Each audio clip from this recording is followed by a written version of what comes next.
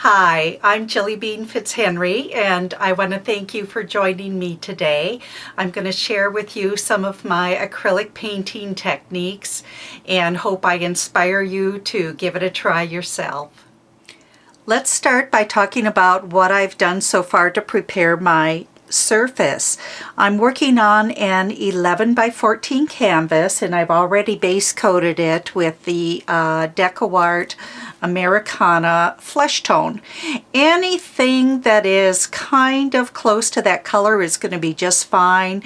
You might have a soft peach, you might have a more of a mocha color, anything that's kind of neutral. I know it's a little deceiving because the original picture does have a lot of black going on around it, but if I start out with black, my flower, because it's such a light color, is not going to have a very luminesque look to it. So I do start by base coating the whole thing with the flesh tone.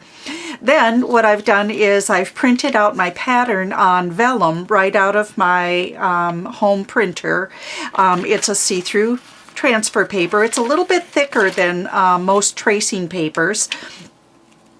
And then I have applied my pattern.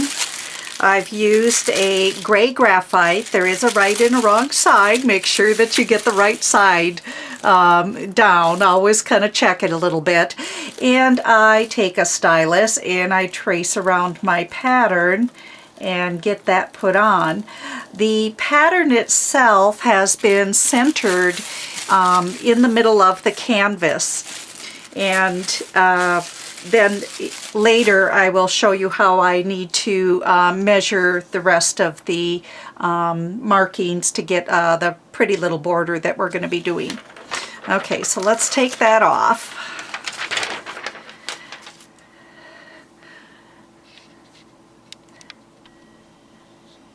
Let's zoom in just a little bit here. I'm going to be showing you an extender blending method as I'm working today. I have some extender blending medium in a little cup here. It is the DecoArt Traditions extender blending medium that I like to use. And I do use it with both the Americana as well as the Tradition paint. Now whenever I'm looking at a painting, I actually like to start with the highlights. For some reason that is just easier for me to visualize. So I'm going to put out a little bit of the DecoArt Traditions, the titanium white to get started. And I'm going to actually apply some of the extender. I'm going to use a big flat brush. This happens to be the Dynasty Faux Squirrel. It's a little bit softer. It holds a little bit more fluid paint. Great for putting the extender on because it'll hold a little bit more. And I'm going to keep this just special for the extender only. And so dip the brush into the extender and blot most of that off on the paper towel. And let's start on this petal over here, and I'm going to moisten it. You want to be careful that you don't get too much moisture. I really want to work that in. Kind of tip your piece so that you can see a little bit of the shine from your lighting, and make sure that you don't have any great big puddles showing up. If you do, take a towel and just simply kind of lay it down and blot it just a little bit to get that excess off of there. You're going to know right away when you start working if you've got too much or not enough. Okay, another brush that I'm going to be showing you how to use is my Jillybean Dirty Dancer. It has a round brush on one end and a blender, dry brush blender on the other end. And there again, because I'm working with extender, I'm going to start by actually dipping that brush in extender, but really wipe it all off on the paper towel. And I am going to dip the blender brush side in extender also and get all of that off. I'm using extender instead of water, and what it's going to do, it's going to give me more time to play in each of the areas. Okay, so now what I'm going to do is load my titanium white on my round brush, and I'm actually kind of plumping it up into the bristles, and then I'm going to decide where I want those highlights. So along the edge here, I'm not going to go all the way to the edge. I'm coming in from the graphite line just a little bit, and I'm going to pull a long line, and I've used quite a bit of paint on my brush. Now I'll flip the brush over, and using the blender side, I'm just gently kind of erasing that harsh edge, making it melt right into the canvas. I kind of straddle half on, half off that edge.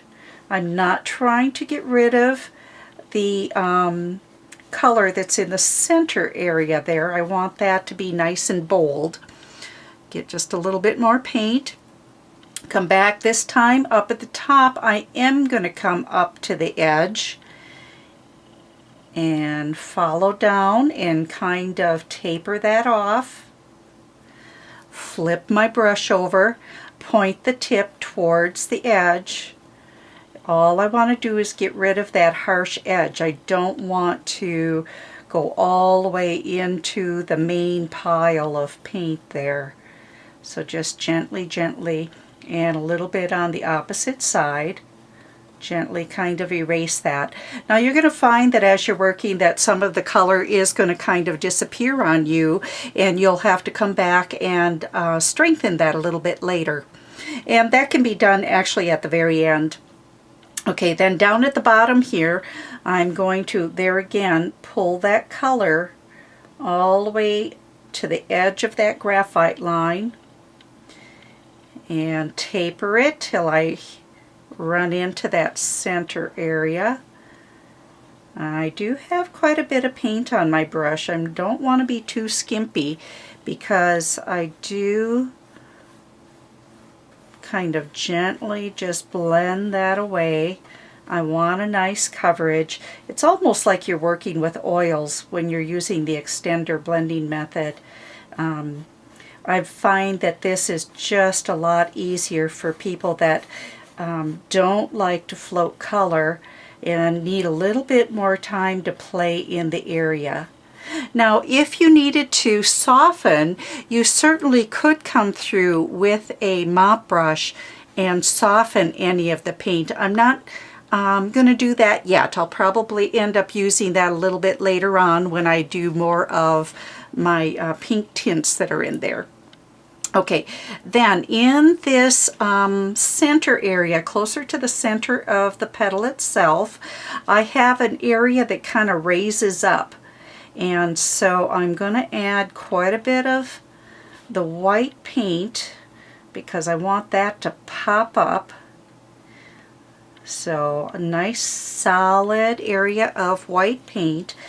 Gently just kind of take the brush and soften away that edge.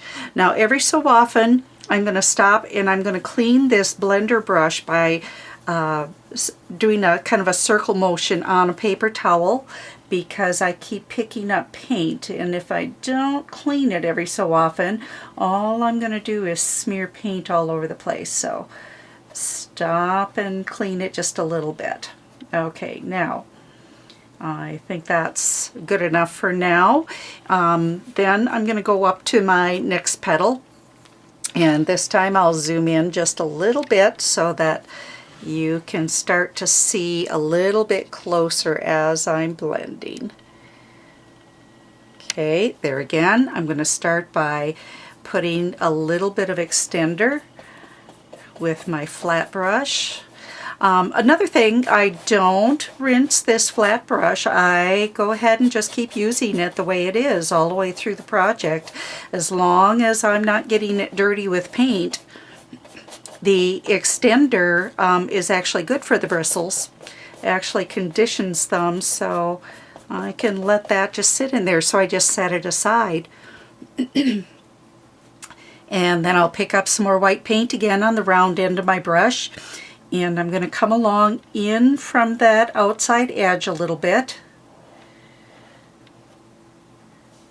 Put kind of a thick line, flip my brush over, just kind of soften, kind of pulling horizontal along that line.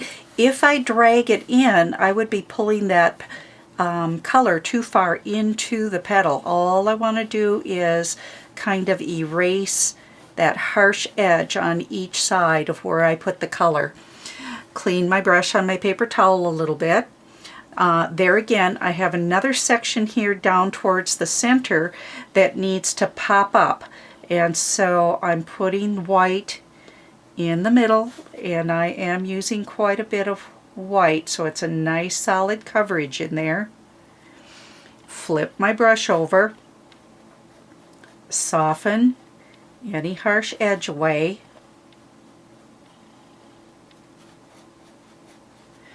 Clean my blender brush on my paper towel every so often.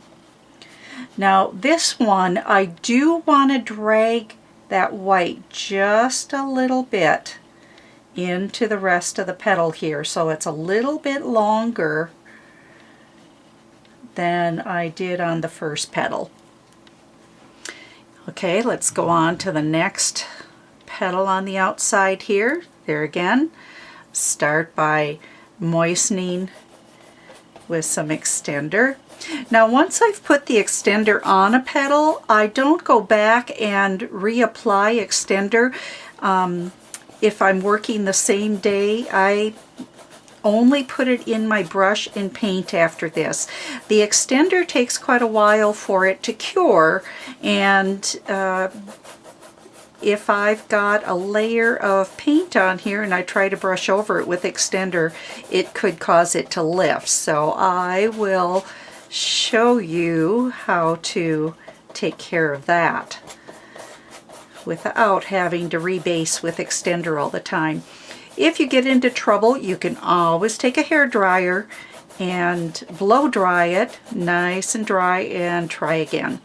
Another nice thing about the extender is if I didn't like how I put color on, I could just take a wet paper towel, wipe it off, and try again. Alright, so now on this petal, I don't want to go all the way into the center. I'm going to start on the outside edge here, putting the color on nice and thick. This one is going to follow all the way on the outside edge until I come to about where there's like a little notch in that area.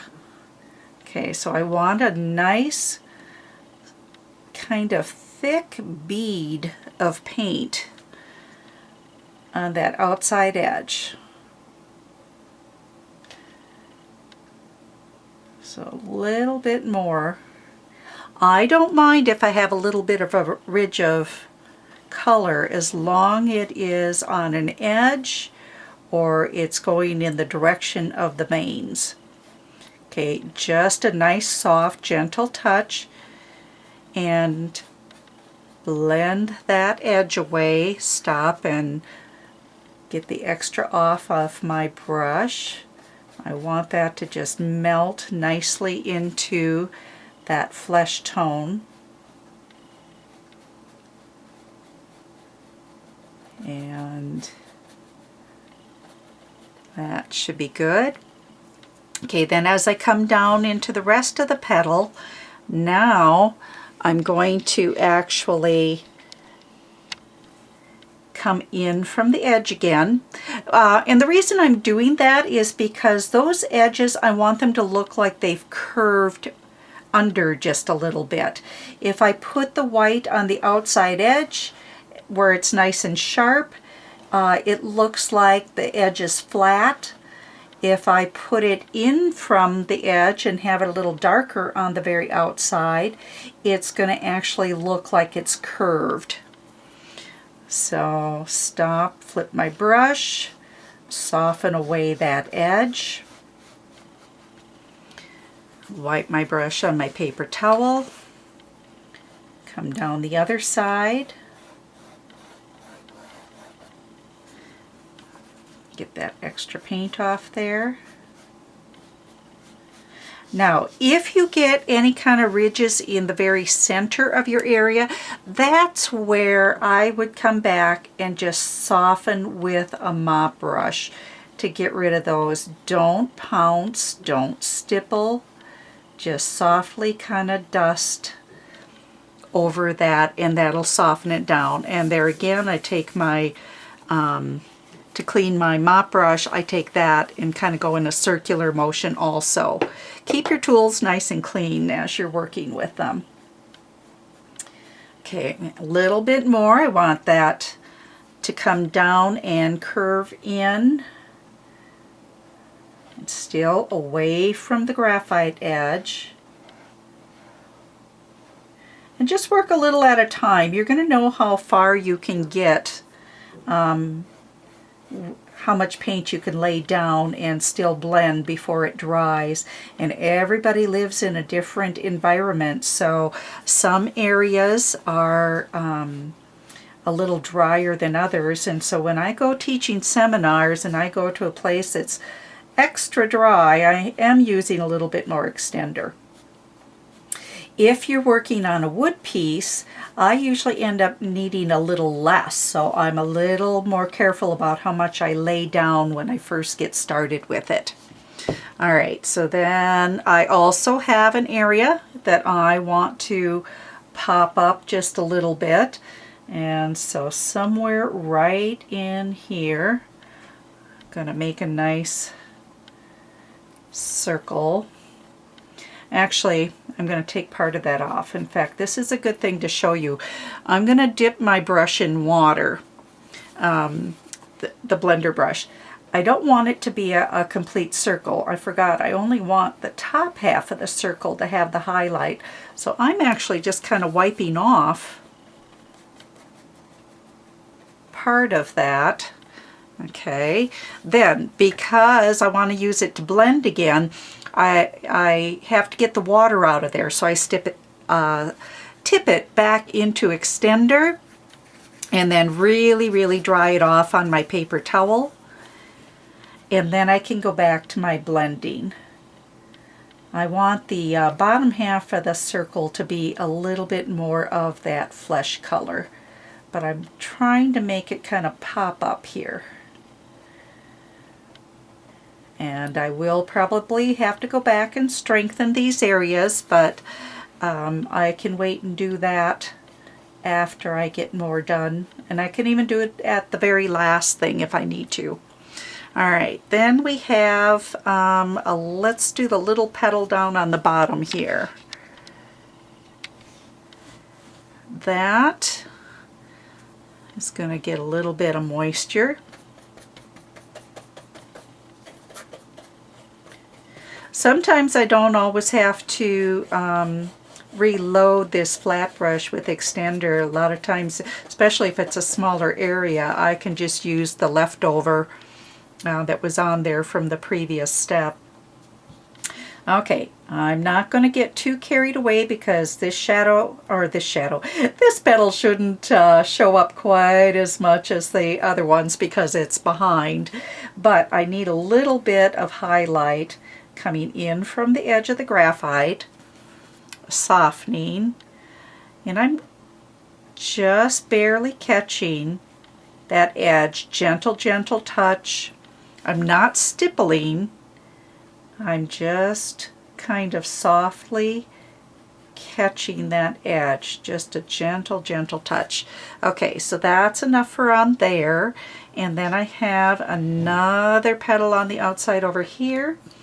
That has just a little bit also. So let's get some moisture on that. If you get too much highlight, an option will always be to come back and add a little bit of tint over the area. Okay, so let's get just a little bit right in this center area here. And when I do my shadows, I'll probably soften these areas just a little. Flip my brush over and get those edges blended away. One other spot is more in the center of the petal, and I'm going to zoom in here a little bit so that we can see better. Okay, so this very center area, it's almost like a little spiral. And I may mess into this as I'm working with my colors, but I'm not going to worry about it. It'll just remind me that it's there, and I can always clean it up. So I want this to pop up and forward right in here, so I'm going to make like a C shape right in the center, and I'm using quite a bit of paint. Now the blending brush that I'm using, or the brush that I've got, the Jillybean Dirty Dancer, this is the large. It also comes in a small.